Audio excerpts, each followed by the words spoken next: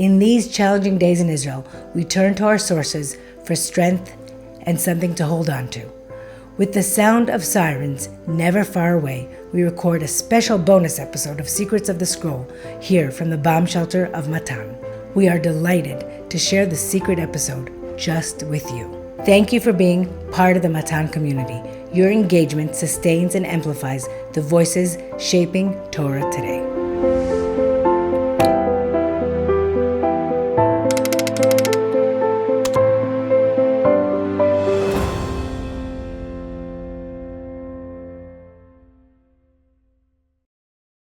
For all of our enthusiastic learners and listeners for Secrets in the Scroll, how can we not continue the series? How can we not speak about the literal secrets of Megillat Esther? If we had 20 episodes speaking about allusions in Megillat Esther to other 23 Sfarim in Tanakh that had preceded Megillat Esther, then today our challenge, and at the same time our opportunity, is to appreciate how literally, Bayamim Hahem Bazman Hazeh, we're living in remarkable, challenging, miraculous times wherein we see how there are so many allusions today back to the story of Megillat Esther. Not only that this most recent attack of going to Iran took place on Shabbat Parshat Zachor, but Erev Purim and on Purim, experiencing in Eretz Yisrael also the anxiety for Jews in Chutz La'aretz, feeling literally the threat of annihilation biyom echad, feeling also the sense of macho emche et zechar malek mitachat hashamayim, albeit we find this phrase numerous times in Tanakh. The only time that it appears within a military context is by the story of Amalek, literally fighting against them mitachat hashamayim in the airspace of the Middle East. This is truly, truly remarkable. And how about all the secrets, the Hamelech, the Nes Nistar, Hashem, albeit not necessarily with the same overt miracles that we see in the story of Mitzrayim, but just as in the story of Purim, HaKadosh Baruch Hu literally playing a remarkable role. Which brings us now to understand Reish Lakish in the Yerushalmi and Megillah in a very different light. If you remember throughout our series, we discussed how Reish Lakish, when he speaks about how B'yemot HaMashiach, Megillat Esther, Einan B'tela La'olam, that we're still going to need Megillat Esther. And I explained beforehand how Megillat Esther is to a certain degree criticizing the Jews of Chutz La'aretz for staying there at the time, not only post-Hatzarat Koresh, when Jews are allowed to regain sovereignty in the land of Israel, but even perhaps after the second Beit HaMikdash is built. What does this say, says Reish Lakish, about the future of the Jewish people? We're going to need Megillat Esther and the messages of encouraging them to come and join Lechknos et Kol HaYudim, to unify as a people, even during the time of Yemot HaMashiach. But now I understand Reish Lakish a little differently. That Reish Lakish is saying we're going to need Megillat Esther at the time of Mashiach, not only to be able to relay different messages to the populace, to the nation, but also literally as a blueprint.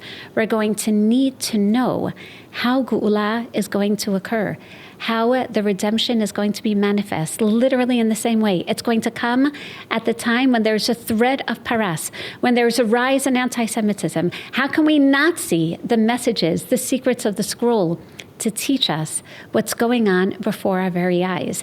And that's why this bonus episode is from a bomb shelter. Just in case there is a siren in the middle of this, we are living during the same time, the same season, literally between Purim and Pesach, between, as Rabbi Shimon ben Gamliel says, the reason why, even during a leap year, why Adar Sheni, the real Adar, the month in which Purim is going to be celebrated, will be in the second Adar and not the first, in order to ensure the juxtaposition of Purim to Pesach, to teach us how similar also the stories of Geula are going to be.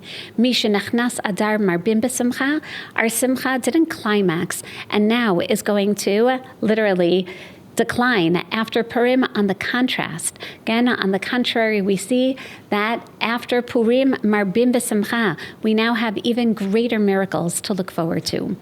And how can we ignore the role of women in Megillat Esther? and the role that we see that women are playing particularly now. If the word vatokom, literally the active response to the passivity going on around us, is mentioned throughout Tanakh only 18 times. And as we've already drawn allusions to the stories of Ruth and to the stories of Bathsheba, to whom also the king David asked her, Malach, just like Achashverosh, Malach Esther. And just as we've seen the parallels to Abigail, by whom all of these characters, we see the word vatakom, women who know how to get up during a time of crisis and know how to change and chart the future trajectory for Am Yisrael. Well, that word appears in Megillat Esther as well. Vatakom Esther, not just when she stands up and is going to ask the king for a drinking opportunity with him and with Haman, but also in Perek Chet, when afterwards, after the incrimination, after the hanging of Haman, she knows that she has to continue to plead on behalf of her entire nation, that there's no end really to the answer to the call, not just of Esther, but I feel that Esther is calling to all of us, the women in the future, to get up, vatakom, even in the face of adversity, in the face of danger and challenge, to be able to get up and literally propel the next stages of redemption. And that's why in this bonus episode, we take a look particularly at allusions today back to the story of Megillat Esther, and we recognize how even within the story itself, we see that there are numerous parallels between the various female persona. For example, Vashti, whose name itself depicts mishteh, the indulgence in wine, that culture of the king's parties. And at the same time, we have Esther, who reminds us, on one hand, yes, of Persian goddesses, but Anochi Astir, Astir, not that bombastic expression, but rather the Hastara, literally seeing the tzniut, the dignity of Esther.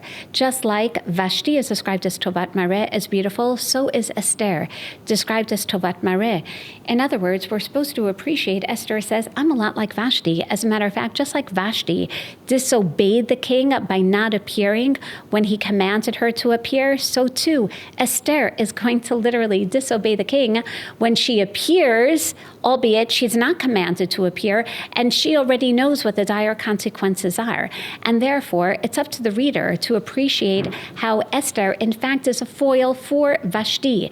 Vashti, Vatima'en Vashti, Vashti refuses to come, and all we know is for her own selfish interests, she doesn't appear before the king. The reason for Esther's disobedience is because of her selflessness. She's literally willing to put her life on the line for the sake of the future of the Jewish people, as Mordechai had explicitly told her. And it's not only Vashti whom we see Esther is compared to, but how about Zeresh, Eshet, Haman, whom we didn't really speak about so much beforehand, but we see is clearly meant to help us understand as a secondary character, not only to highlight the hubris of Haman, but ultimately to appreciate some of the tension going on within the story that we're supposed to learn about today. Keep in mind that when Mordechai had asked Esther to appear before the king, litchanein alama, literally to beg, to request the king's salvation for the Jewish people, what does Esther do after 3 days and 3 nights, after lech knosat kol hayudim b'tzumu alai, after all the tefillah, the prayers and the fasting? She goes before the king and ultimately asks him for a party, a mishteh. What's her plan?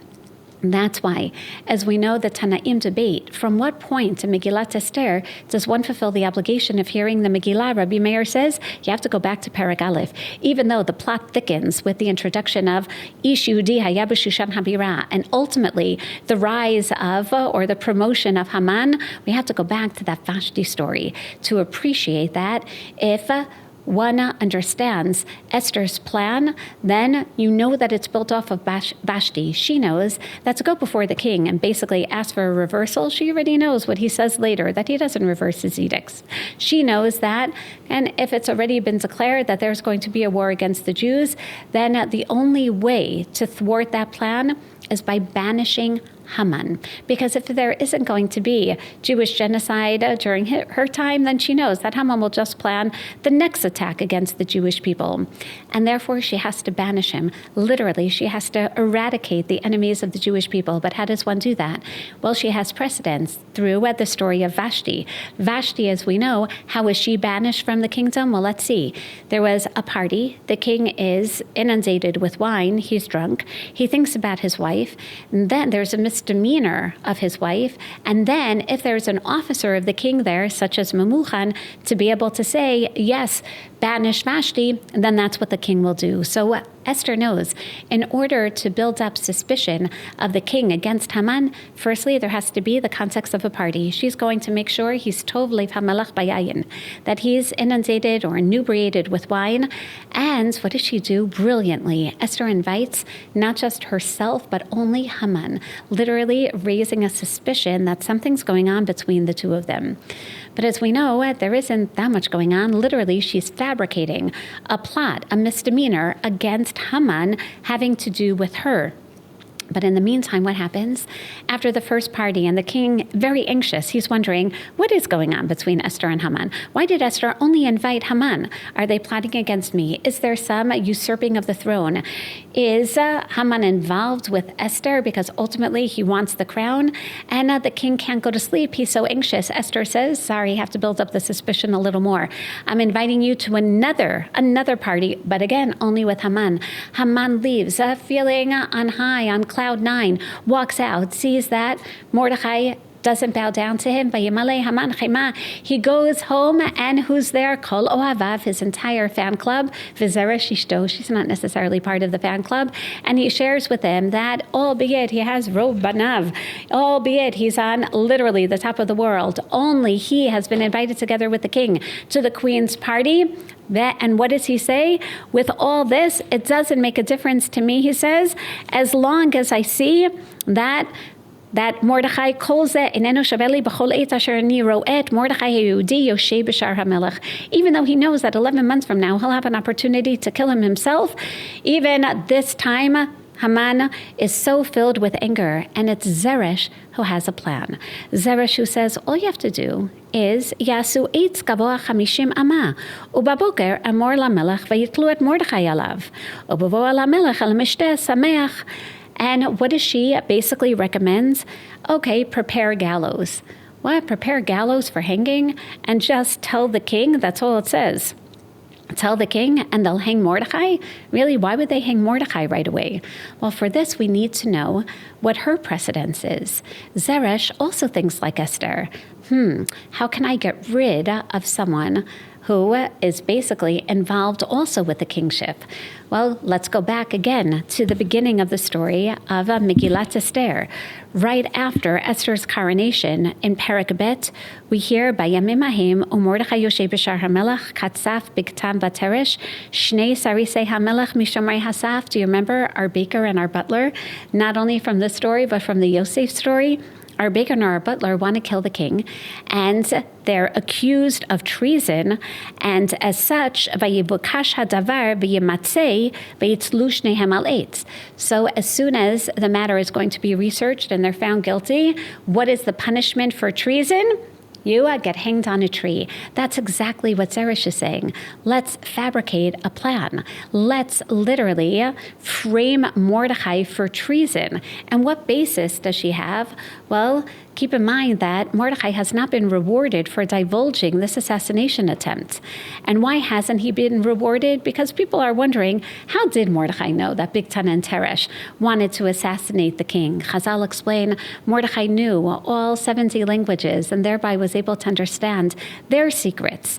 However, the Pshat seems to imply that Mordechai in fact overheard, but the people researched and they're wondering, maybe Mordechai knew because he was initially part of this plan, and only when he saw that it perhaps could fail, only then did he divulge this information. So he's not going to be punished, but he's certainly not going to be rewarded. All that needs to be done, says Zeresh, go to Achashverosh, tell him that Mordechai is trying to kill him. They'll research, they'll open up a Sefer Zechronot. They'll remember that Mordechai is the one who revealed the Bigtan and Teresh plan. They'll think that this is what he's doing again, and yes, he'll be hanged on the tree for treason. Oh my. Think about this. While Esther is plotting against Haman and literally framing Haman for a crime that he didn't commit, Zeresh is just as wily. And she is also busy framing Mordechai for a plan, or basically for a crime that he didn't commit.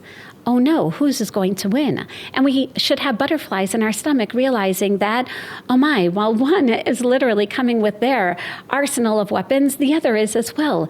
The women then, who are really the ones propelling the entire story, the ones who are trying to initiate as much as they can to play a role, each one for the sake, well, again, Esther, of her entire nation, whereas Zeresh, just for the sake of her husband's pride.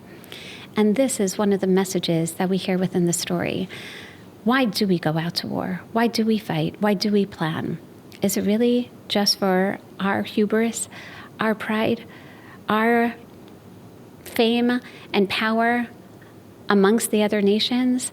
Or is it, as we know, for the sake of national survival?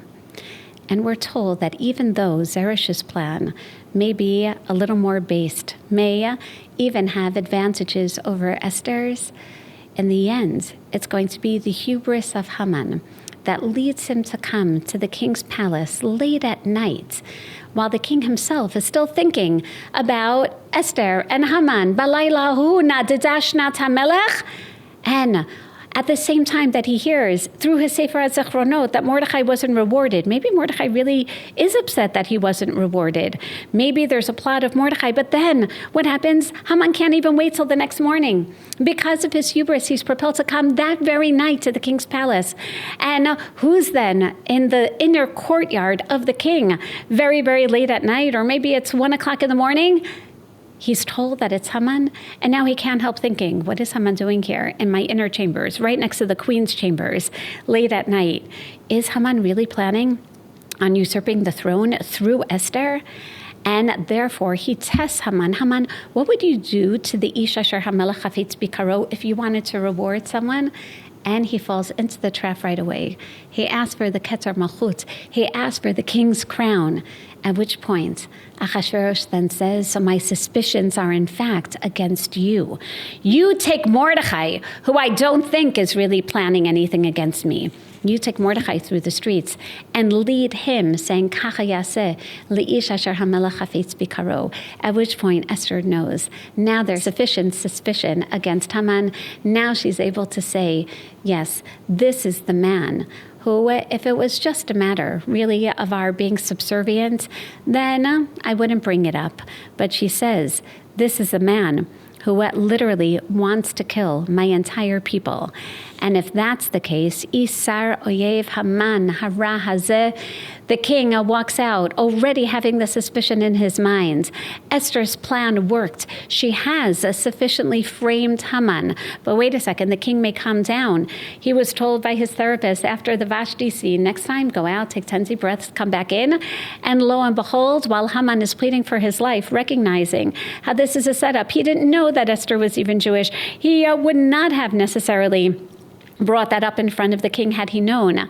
And Achashverosh comes back in, and Haman falls on top of Esther, and Achashverosh still thinking, you see, something's going on between Haman and Esther. So while he's thinking about his wife, and while there's a misdemeanor, in fact, everything falling into place, Gam lechbosh et hamalka imi babayit, that's all he's really thinking about. But we need one more factor. And that's an officer of the king. Lo and behold, Harbona is right there. And Harbona, as Chazal tell us, is one of the very few people, part of Haman's fan club, who knows about the tree, who knows about the gallows that Haman has prepared, because he's a Haman supporter. He's the partner in crime, just like Bigtan and Teresh. Harbona is working with Haman. He's an evil person, and yet, now that he sees Haman falling, he's going to be the one to say, Gam hinei ha'etz. It's the Gam of Harbona. It's literally the planning of every single detail that falls into place. Chazal say, "Balayla hu nadadah shnat hamelech." On that evening, when Esther is trying her hardest to create some scenario where she can incriminate Haman, but at the same time, Zeresh is busy with her own plan to incriminate Mordechai, we each put our own hishtadlut. Don't worry, the message of the Megillah, Balayla hahu nadadah shnat hamelech. Just like on the night of Pesach, this Chazal say, the Maharil tells us, this was the night of Pesach. Vayhi b'chatzi halayla, Hamelech doesn't sleep. As we've been saying day in and day out, that Hashem is the one, Hinei lo yanum v'lo yishan, Shomer Yisrael. That a miracle is happening right now. That the King of all kings is not sleeping, while each one is trying their best to bring about the salvation of the Jewish people. HaKadosh Baruch Hu is the one to make sure that everything falls into place, that the suspicions of Esther are going to build up in Achashverosh's mind, and Haman's hubris is going to lead to his downfall, as Zeresh herself says to Haman. But ultimately, Hashem will make sure that the timing is perfect and that this will lead to the salvation of the Jewish people. It is certainly then meant to serve as a message for all of us. How will this war end? And the answer, as Reish Lakish says, just open up Megillat Esther. The Baal Shem Tov has taught us that those who don't see themselves and everything around them, their generation of the story of Esther, don't really understand the story. But now, all of us, all of you, we know the story better now. We know that this is the timeless story of the Jewish people. We know that this is, to a certain degree, a synopsis of Tanakh and is charting the path for Geula. How will it happen? We do our best. We open up not the story of Amalek from Parshat Bishalach, where we hear that Milchama LaHashem b'Amalek midor, that this is Hashem's battle for future generations. Rather, what are we commanded to read before Purim? How do we fulfill the mitzvah aseh of Zachor et asher asa lecha Amalek? We open up to Parshat Ki Teitzei. We open up to Sefer Dvarim upon the imminent entrance of Am Yisrael to Eretz Yisrael, the conclusion of Moshe Rabbeinu's mitzvah speech. And what does he remind us? Zachor et asher asa lecha Amalek baderech b'teitchem miMitzrayim. Asher karcha baderech v'yizaneh b'cha kol hanechashalim acharecha va'ata ayef v'yagea v'lo yarei Elokim.